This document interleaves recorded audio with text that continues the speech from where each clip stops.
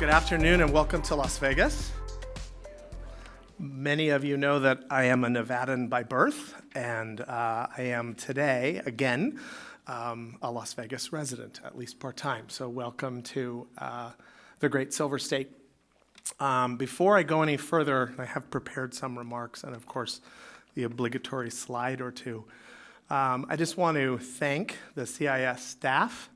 You saw already how thoughtful they have been about the preparation of this event. So please join me in thanking all of my staff who's worked so hard on this event.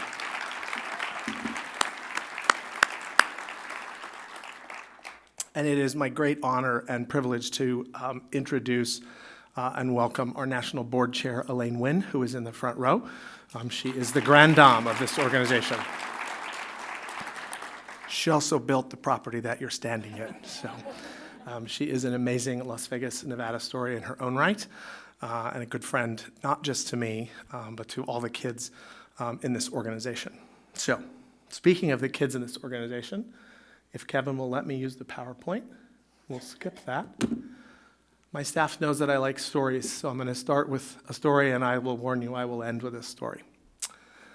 When I was first on this job, now 3.5 years ago, I visited Chicago. Anybody from Chicago here or Illinois? Woot! Shout out for the Illinoisians. Because I'm a terrible travel planner, or because the new staff didn't like me very much, they sent me to Chicago in December. I think it was, 100 degrees below zero. It was a wonderful trip, though, despite the cold. And one of the things that I heard on that trip from a site coordinator has stuck with me for the last 3.5 years in this job. I apologize, I have finally hit puberty, my voice is changing. I have that cold that's going around. So I was at a school, and the site coordinator was sitting with me in a group of his students who happened to be a bullying group. He was talking a lot about student behavior and what we see, what you all and your school staff see at schools. And he talked about a little boy named Zachary. And Zachary had pretty violent behaviors.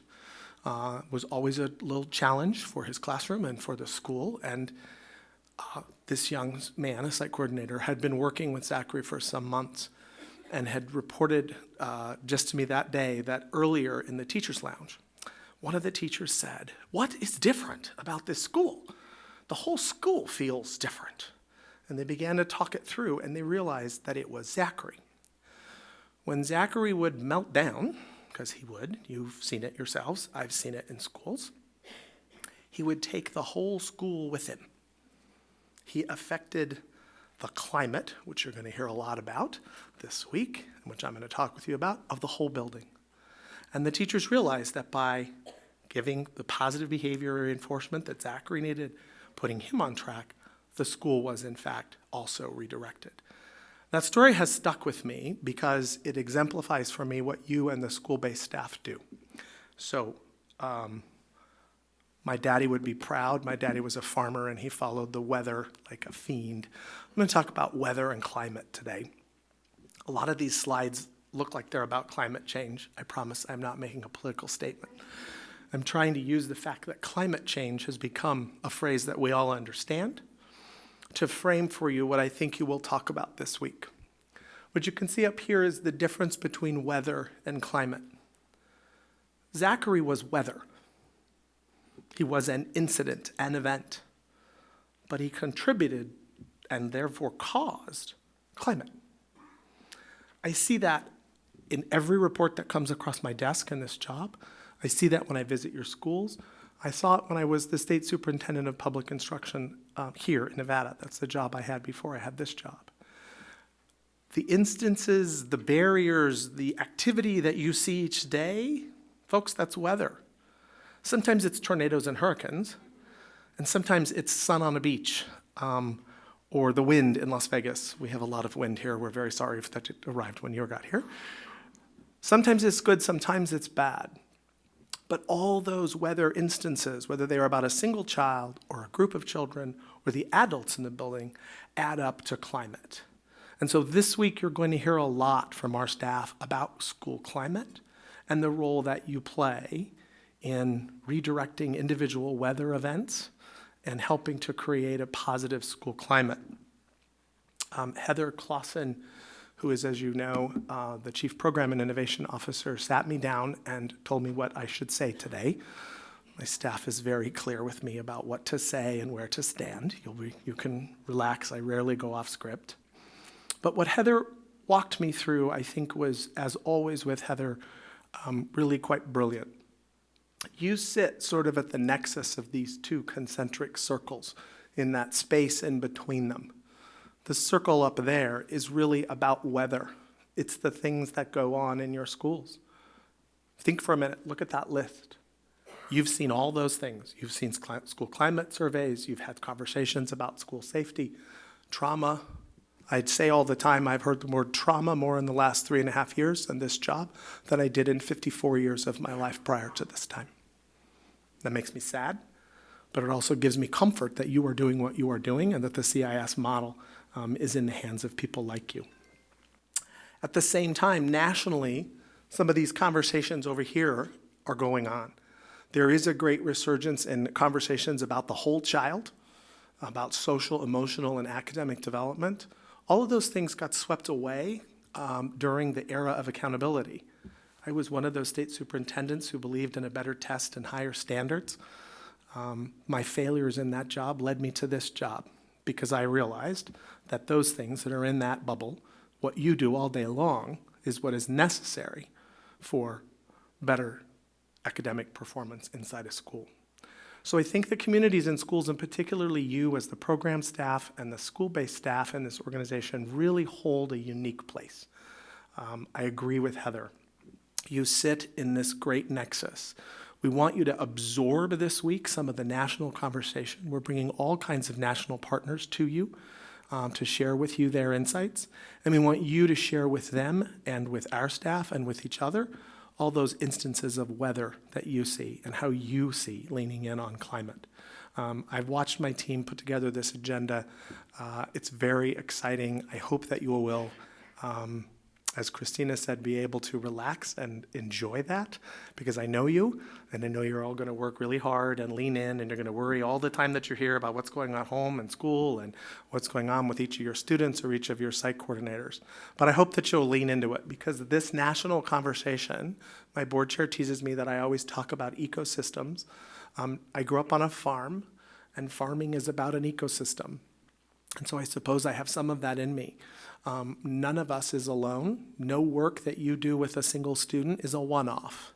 It all is part of a school and a family and a community and a state and really the broader ecosystem that is our country. It's why it has been my great pleasure to serve in the role that I have with you for the last 3.5 years. And it is why I am hopeful for what you will do this week, because as I say, I know you. So I want to wrap up with a couple of things. First, Steve Majors, who is one of my coworkers at the national office, is in charge of communications, and we were going through my schedule the other day. I have 57 days left in this job. And Steve said, this at Student Supports Institute will be your last speech. He's right. It's the last time I'll speak for this organization in this way. And so I want to use part of my time to thank you, the school-based staff. This is a great job. It's also not an easy job. But I told my board the other day when they asked about an exit interview, they asked me a series of questions. I told them that the great strength for me in this job has been coming to see you in your schools, to see your students, to meet your site coordinators, to see some of you I've met, some of you I've not. But I hear about you. And so part of it has been the proximity to your work and hearing about the rest of your work that has inspired me. One of you told me just at the start of this meeting, thank you for pushing. I am a pushy old man. I was a pushy young man. And I thanked her for saying that, because you never know if you've pushed in the right ways when you have a job like this. So if I have been pushy, I hope it has been in a good way. But I want to thank you for inspiring me to push harder. The quote that's up here is from a young activist who cares a lot about climate change. She's in the news a lot. And I think her words for all instances, not about climate change. It's not what I'm talking about. I think her words about believing in an action leads you to be able to fulfill absolutely anything. I think that's true. I think that's the CIS way. I think that's how Bill Milliken started us out. I think that's what's been done for 47, almost 48 years now across the country. And the last count, it's about 1.62 million students per year that you are all fulfilling destiny for by contributing to their lives in the way that you do. And I hope this week you'll learn about the ways in which you contribute to school climate. So I said I would end with this story. You've heard a lot, I think, some of you who follow the news from National about my grandsons. I have 2 grandsons who were born last August. They're 5 months old as of this weekend. And I have 2 granddaughters who came to us in a marriage. About 10 days ago, my daughter texted me and said that Kaylin, my oldest granddaughter, had come home from middle school because the school was under a threat. Kids had been talking about shooting up the school on a Friday that week. Kaylin was worried, and my daughter called me because I used to do something with schools. She didn't know what to do. And so what was interesting to me was that Kaylin reported that the incident had been reported through a program in Nevada called Safe Voice. It's a way for kids to report what's going on. I started that program when I was the superintendent. And so it was both interesting and challenging for me to hear. It's working a little bit, and yet kids are still talking about shooting up schools. And so I sat with that for the last 10 days, as I tend to sit with things. This morning, my daughter texted a picture. My grandson, number 1, Maverick, starts daycare today. He's been lucky to have daycare at home with relatives, including me, when I'm in the state. But today, he goes to school, his little daycare, for the first time. And because my daughter is the child of a former state superintendent, she picked a daycare that offers STEAM and immersion Spanish, and they teach yoga. And so Maverick is off to daycare today, and I sat with that on the way in. So my request of you, as I leave, and as I speak for this organization for the very last time, is to keep doing the work that you do it better, faster, stronger, further, because there are lots of Mavericks starting school, and I want him to go to a school where Safe Voice isn't necessary, and where he doesn't go through what Kaylin did, where she said, call my grandfather, I don't know if I should go to school tomorrow. That's the importance of your work. It is what you have dedicated your life to. And so on behalf of the National Board and this entire organization, I just again want to thank you for what you do for all the kids in your school and the kids in my family, and I suspect in all of your families, who deserve that great safe place to go to school. Thank you.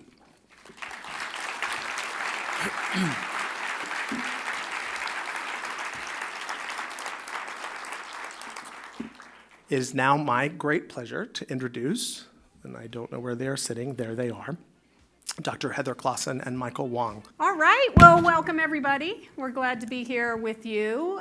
As we did last year, for those of you who were here, Michael and I love to get together and chat, and so we thought we'd give you an inside view of what that sort of dynamic looks like.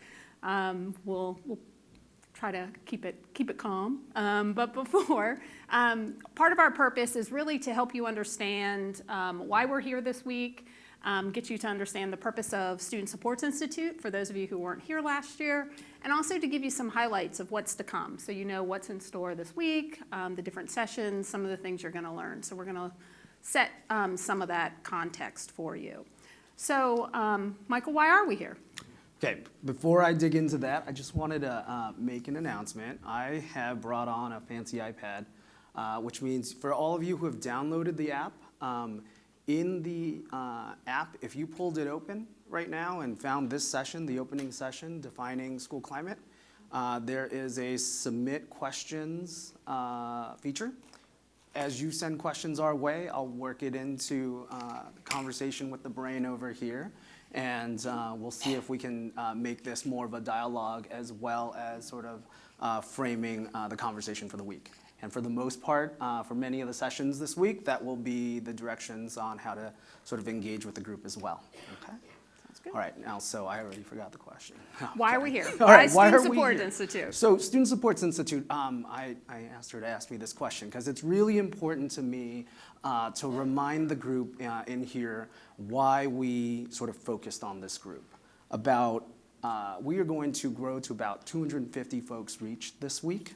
And 31% of the participants here, for the most part, were here last year, which means almost 2/3 of you weren't here, and Student Supports Institute is brand new, right? Our goal and our focus for this conference and this engagement is to focus on program managers, program directors, directors, program officers, whatever the name and title you carry in your home organization, as a focal point to reach more site coordinators around the country. In part, that's because the content is this is how we think about how we're going to set the stage, how we set the sessions, and we really rely on you all to reach a broader audience of site coordinators.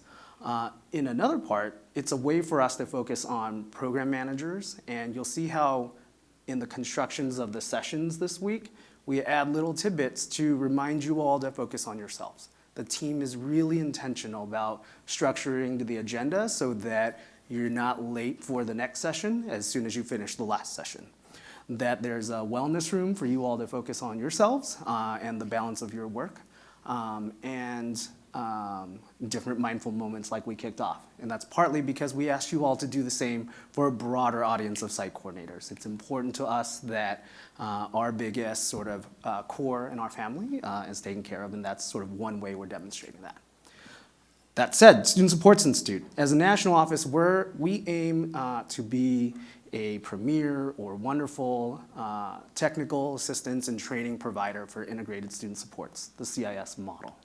And in doing that, this event for us, you heard me talk about the percentage of folks who were here last year. We aim to make this event a dialogue, an ongoing one that we're having with you all, that we can engage you all year to year, that we can check in and say, how did we do last year? How do we do this year? And keep that going, as opposed to a conference where you're going, you get in the subject matter, you take off, and then you hope it's stuck, right? So a couple things, right? Last year, we came on and set 4 days up, and we talked about the foundations of the CIS model.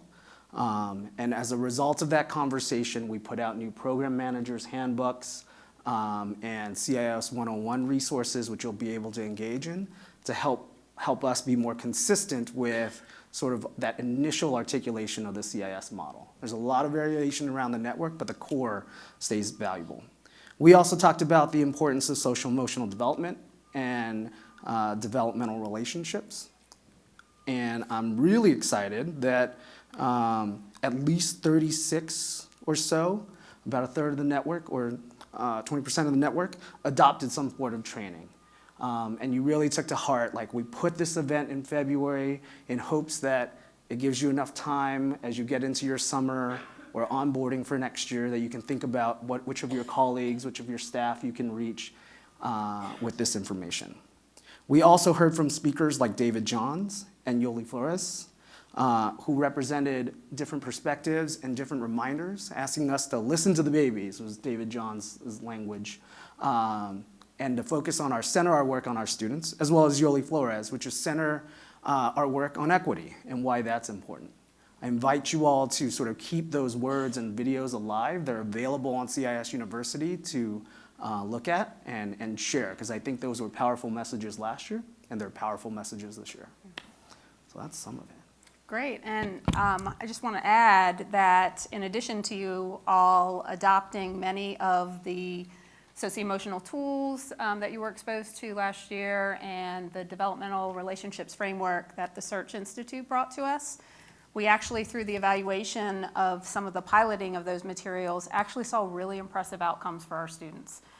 In fact, for those of you who were using the DR activities and strategies with your students, we saw better outcomes for our students in relation to those that you work with where you weren't using those tools. So think of these as accelerators of the case management and the intensive work you're already doing with students. So we're looking forward to seeing how that adoption improves. Same thing with the SEED, the Sanford Harmony curriculum. So basically, across those two initiatives, we're seeing better outcomes in terms of academic outcomes, behavioral outcomes, and attendance for our case-managed students.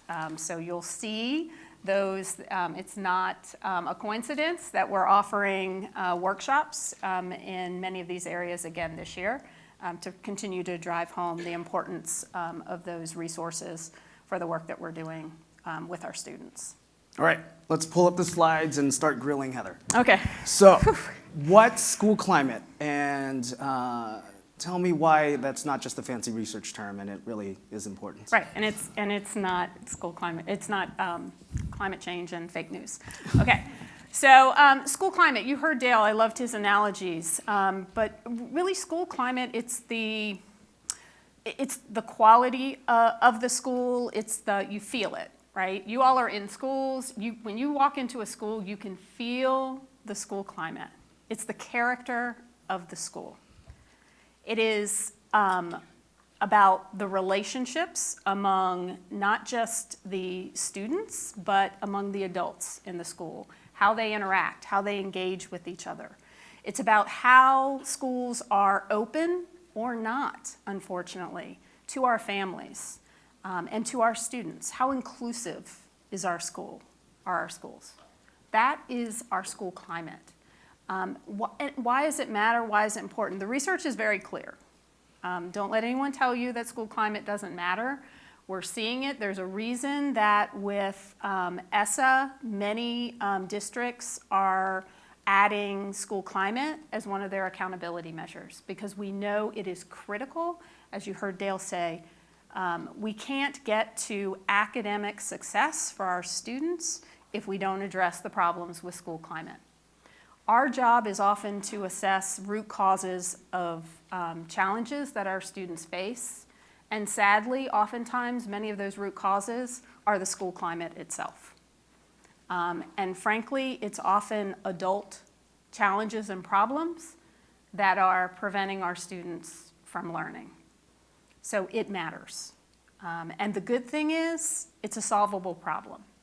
And I think we at CIS have some real tools and strategies to help bring a solution to all of our schools around improving and creating a positive school climate for all students and the adults in the school.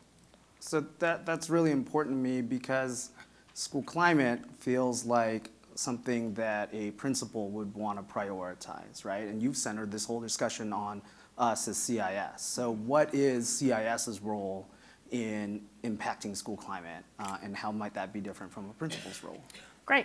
So first of all, I would say we should be addressing school climate in partnership with school leadership.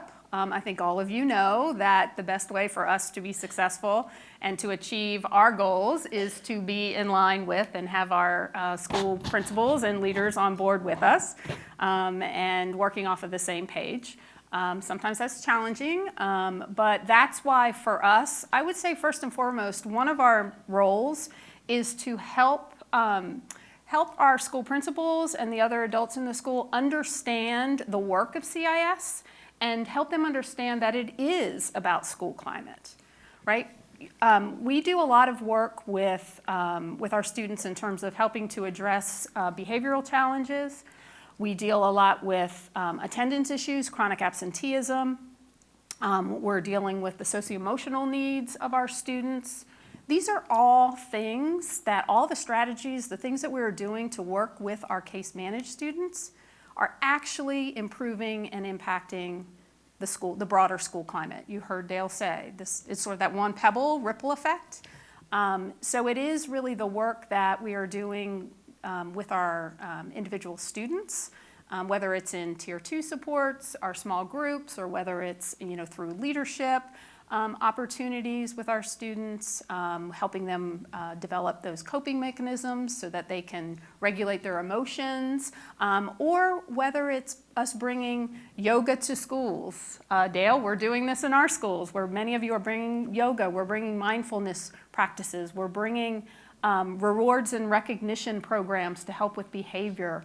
all of that is actually helping to improve the school climate in our schools. So our site-based staff are really well positioned to play a significant role, again, in partnership with the other adults in the school to help create the kind of climate that is welcoming to our students and our families, as well as our teachers. So it sounds like we're doing a lot of work that contributes to and impacts school climate. What should we be thinking about this differently? Should we actually be doing something differently, or are we already doing it? So I think that's the part. I think, I was talking to Michael about, introducing school climate, and we hear from you all a lot that, oh, here's one more thing National wants us to do, one more topic. Last year it was developmental relationships and socio-emotional development, and this year now it's school climate. They're all interrelated. That's the beauty of the work that we do. It's all related. So you all are already doing a lot of this work. We're just not always talking about it in the way that our schools understand, and we need to help them see the connection between our work and what they're trying to accomplish for their schools around, again, creating this safer environment. A positive climate creates both social, emotional, and physical safety for everyone in that school. And again, we can help our schools do that. Part of it is how we talk about our work and helping them understand the interconnections of the work we do and the broader school climate. So I've got a question in from the group, which is what kind of data will be published about our outcomes? Like, how can we learn more about our work? Great. So many of you may know about our the Challenge School initiative. We have about 14 of our affiliates who have been funded to grow and expand the CIS model in schools in K through 12. And as part of that initiative, we asked them to identify some priority areas that they wanted to focus on and really have an impact on. And we are evaluating that initiative. And not surprising, the most common focus area selected was school climate. And so for those affiliates who are focusing on school climate, and not surprising for those who are also dealing with chronic absenteeism, we're having them administer what we call Conditions for Learning survey. It's provided by the American Institute of Research, AIR, and we will have data from that will allow us to look at not only how our work is actually improving and changing school climate, which includes how parents and families feel about the school, but students and teachers as well. But we'll also be able to look at how, as I said before, the work we're doing around attendance and behavior, how that is also influencing school climate specifically. So we will have information. This is the first year of implementation, so probably within another year or so, we will have data that we can put out to show you how we are doing to actually move the needle, not just improving outcomes for individual students, but how we can move the needle at the school level around school climate. So how are we able to achieve school-wide impact in our schools? Great. So as I mentioned, we've got program managers in the room. We've got almost a week of content set up. How do we want folks thinking about sort of next steps, what to do with school climate? So a couple things. I have to say one of the things I'm probably most excited about that I've seen happening within our network, where you all are taking the initiative to see significant needs within your school, and you're stepping into the role to meet those needs. And so as program directors, yes, you need to support your site-based staff and your site coordinators, your case managers, whatever student support specialists, whatever terminology you need to help them, support them in providing supports and interventions, brokering in partners to meet the needs of students on their caseload. But the other role that you all can play as program directors, managers, really the affiliate level staff, is to step in and help provide professional development for the adults in the school. This is probably one of the areas that is most neglected. but fortunately we have the expertise to bring to the schools. We have places in our network who are providing professional development, again, not just to teachers or other counselors, all adults in the school, any adult in the school, bus drivers, your custodians, anyone in the school who interacts with students, bringing to them information around trauma, bringing to them information around mental health first aid, bringing the developmental relationships framework to their work. Again, not just to improve their engagement and interaction with their students, but with each other. If teachers can't get along with each other, how can we expect our students to get along? So the developmental relationship framework is there. It's ready to be brought to the adults in the school. And then finally, socio-emotional learning for adults. We can't expect adults to instruct and teach kids about socio-emotional competencies and emotional regulation if, as adults, they can't regulate their own emotions. So again, those are just, I think the professional development and training and education of adults in the school is a place that CIS is well positioned to step in. And again, this isn't one more thing that we're trying to ask site coordinators and case managers to do. They have their plates are full. They have a lot going on. They're already doing their part to contribute to improving school climate.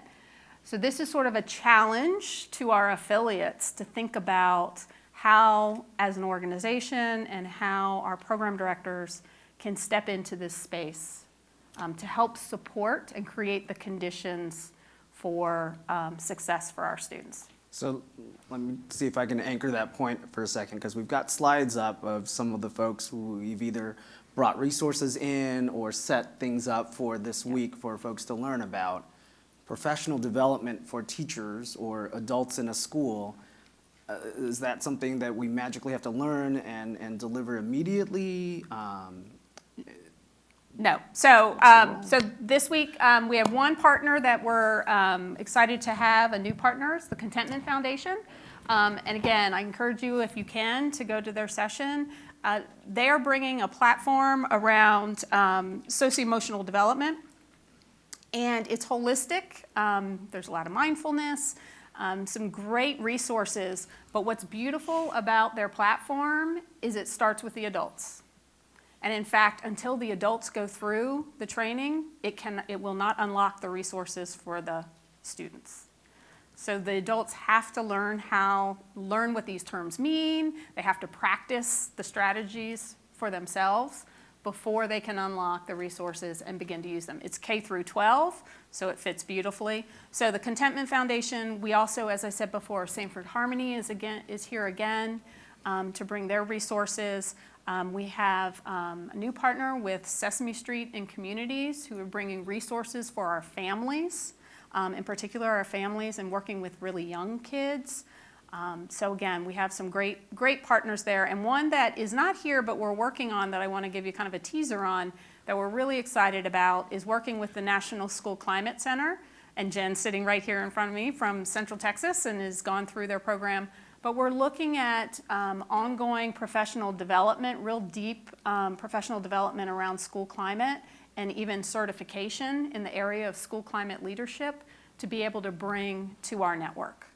So I wanted to take this back to the group's questions. One of them is, what should we do, what should they do in instances where leadership in the building isn't supporting school climate or doesn't think it's a priority? Yep. So here's the beauty where we can sneak it in, right? So we can't convert everybody. Sometimes it is an uphill battle and we can keep trying at it.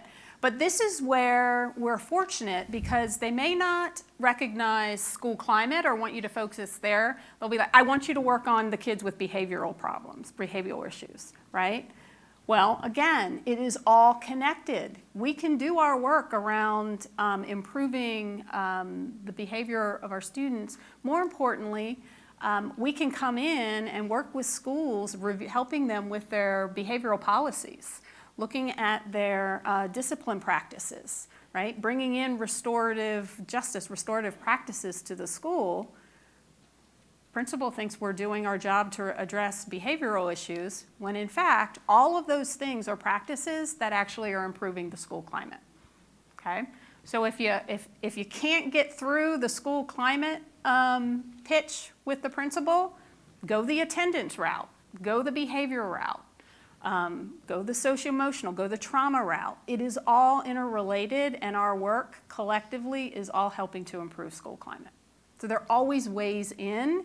Once we get them in and we start collecting the data and show the impact we're having, and ultimately the impact we're having on academic success for our students, then it's a little easier to make the case. Yep.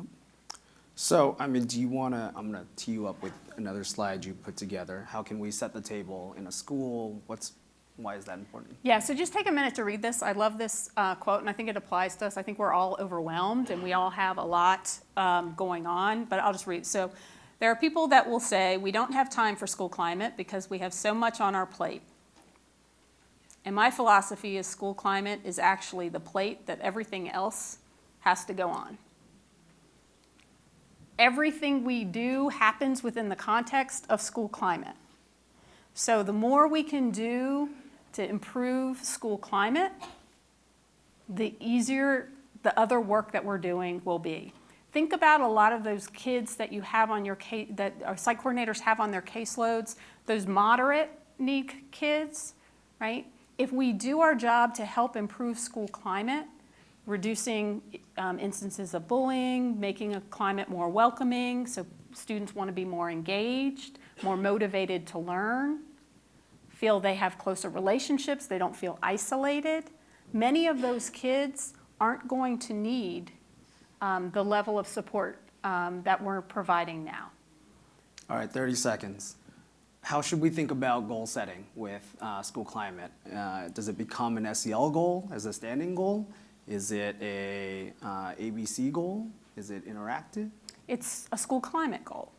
And I would say that to me, if we think about, because I know we struggle with a school-wide goal and setting school-wide goals, but again, if you think about all the work we're doing, as I mentioned already, in all the other areas, if we set a school climate goal, if that is the goal we set, collectively the tiers of supports that we are either providing directly or brokering in our partners to help us support, the likelihood of us being able to help move the needle on school climate is probably a lot higher than us trying to set a school-wide goal of improving, proficiency in the standardized test scores, right?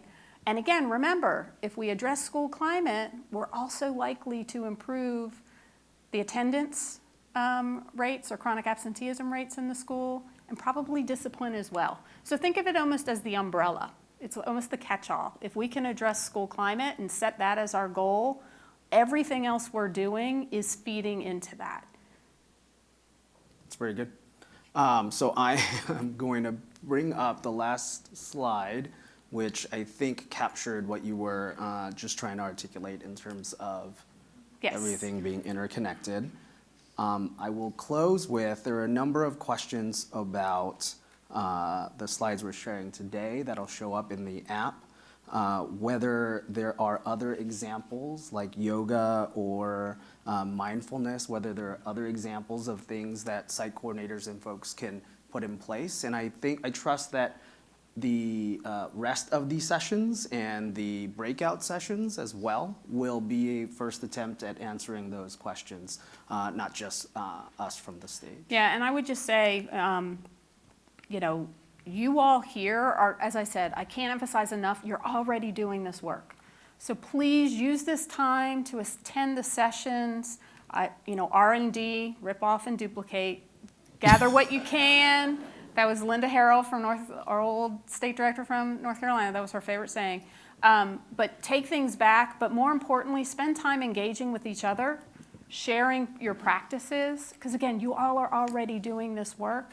You just may not be calling it school climate.